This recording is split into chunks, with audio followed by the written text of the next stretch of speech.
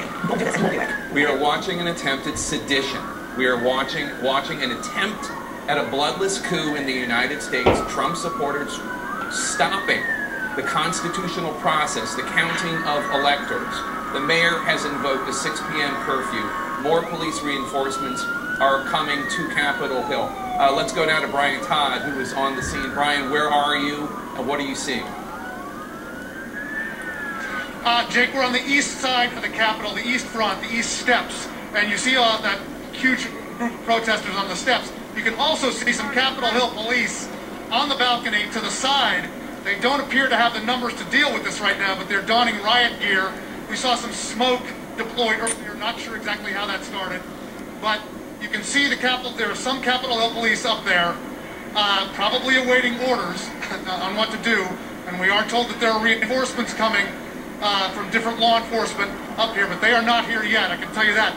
There was a group of DC police, 20 or so, that showed up here a short time ago, went around the side of the building, and we believe went inside, but we're not sure. But clearly, as far as the police that we're seeing up there on that balcony, they are not moving. They're observing right now. They've donned some riot gear, and they have not moved yet to move these protesters up the steps. Let's have Christine, our photojournalist, pan. You got some cheers going up here. I was going to show you another set of steps. Let's see what's happening here. Not sure what started the cheering, but clearly it's, this has gotten out of hand. These protesters got up the steps. They breached the barricades, more than an hour ago. Got up the steps, some of them got inside. And we did see a large group of Metropolitan Washington police go inside the building, we believe. So they may be trying to deal with that from the inside first before they move out here. Being used? So we haven't in the last 10 minutes or so, but earlier we did hear at least 2 loud bangs that we believe were concussion grenades of some kind up near the steps. No tear gas on this side as far as we can tell, but you can see, I'll just let you, if we walk some this way to show you a little more of the crowd here and see if we can see anything. We haven't heard anything or seen anything over here that would indicate that tear gas is being used on this side of the Capitol, but we did hear a couple loud bangs earlier that we believe were some sort of concussion grenade or something similar up in this middle area near those doors up at the front, probably trying to move or get protesters to leave or move back, or some obviously they have not left their area. But on this side of the Capitol so far, Lester, we haven't seen anything so far that looks like any type of chemical agent or tear gas or anything of that nature. Yeah, we were looking, it was the other side, and it was a waft of vapor or smoke. We'll try to, I don't want to say definitively, obviously that was tear gas, but we saw something in this image here a few moments ago, what appeared to be smoke wafting near the front of where that crowd is. We need to get to Pete Williams right now. Pete, you have some information about the whereabouts of the Vice President right now. Right, so I've talked to a member of the U.S. Senate who was on the Senate floor who told me a few moments ago that both the Vice President and Charles Grassley, the President pro tem, were taken out of the Senate chamber to a secure location. The Sergeant-at-Arms took over the Senate chamber, told all the senators to stay away from the doors and that the doors had been locked.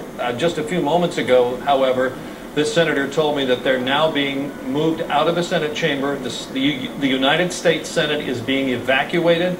Members of the Senate are being led to a secure location. So they'll be taken probably out of the Capitol building by, I would assume, underground tunnels. I can tell you, having worked up there as a Capitol Hill aide on both the House and Senate sides, that there's tunnels all over the place that lead to all the various office buildings on the Hill. So it's possible to evacuate the Senate without taking them outside, and that's what's being done now. So this protest has now evacuated the United States Senate. So they're climbing the scaffolding that's being built for the inauguration. They're up under the windows of Mitch McConnell's suite of offices. They really seem to be everywhere around the Capitol. So Trish, the leadership was taken away. Do we know where? No, George, we're not really sure. We're trying to reach out to their offices, but but it's so chaotic. And I will tell you, it's so unusual because, you know, there's usually a situation where there's a lot of staff around a member, but the pandemic has decreased the staffing levels here, you know, tremendously. Sometimes senators are alone. They don't even have a staffer with them. We know leadership does, but they don't even have a full complement of staff. So we're still trying to assess that situation. Capitol under siege right now. Trish Turner, thank you. I want to go to Ben Siegel on the House side. Ben, what are we seeing right now? Well, George, Trish just alluded to some of this, but the members are still locked in the chamber. An officer just told them, according to a pool reporter who's locked in the chamber with them, that they might need to duck under their chairs and that they should be prepared to relocate to the cloak rooms, which are the closed rooms off the floor of the House. Members go in between phones to check their phones to catch a break. But now this might be, you know, where they have to huddle in case of security issues. And apparently Rep. Steve Cohen, a congressman from Tennessee, a Democrat, is screaming at Republicans to call Trump, to call your friend. You know, really a lot of distress right now on the Hill and the House. Congressman Adam Kinzinger, a Republican who does not support this effort to overturn the election, calling this a coup attempt. And I don't know, honestly, where we've reached out to the House leaders and just find out where they've evacuated the members. But looking at some of these pictures, George, you have these protesters outside the Capitol, literally circling or on top of the SUVs that Nancy Pelosi, that some other of these leaders use to get to and from the Capitol in their homes every day. So I don't really know how they'd be able to evacuate them normally this way. We're still waiting to find out, obviously, that they're safe and that they're secure. But it's hard to imagine that they could evacuate them with so many people outside, people possibly armed, people crowding the entrances to the Capitol around these vehicles that they would usually use to enter and leave the Capitol every day. We now have heard from the president, his first tweet about a minute ago, quote, "Please support our Capitol Police and law enforcement. They are truly on the side of our country. Stay peaceful." I want to go to Congressman Joaquin Castro in the Capitol. Congressman, we hear from one of your colleagues, Jim Himes, a Democrat of Connecticut. The police have asked you to get gas masks out as there's been some tear gas used. What can you tell us about what's happening right now? Well, obviously, I'm here with my colleague, Raja Krishnamurthy, congressman from Illinois, because his office is in Cannon, I believe, and they were evacuated over to Longworth or Rayburn, and I'm in the Rayburn building. Obviously, it's very intense. The president has been stirring up people for 4 weeks now and did it himself this morning. And so, you know, at this point, people are obviously looking at what's going on outside and extremely concerned about some of these folks. They've gotten into the Capitol now. You know, you usually have to get magged when you come inside the Capitol to make sure you're not carrying a bomb or a gun or a knife or anything dangerous.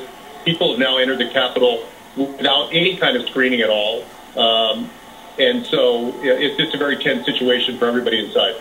And it has all action stopped on the House floor? Has the debate stopped? Is everybody now going back to their office, some on the floor? This is Raja Krishnamurthy. Yeah, they recessed the House until things get sorted out, so to speak. But they've evacuated Mike Pence to a secure location within the Capitol, and basically everybody has been asked to find an office and shelter in place. That's why I'm barricaded in with my good friend Joaquin Castro in his office. Well,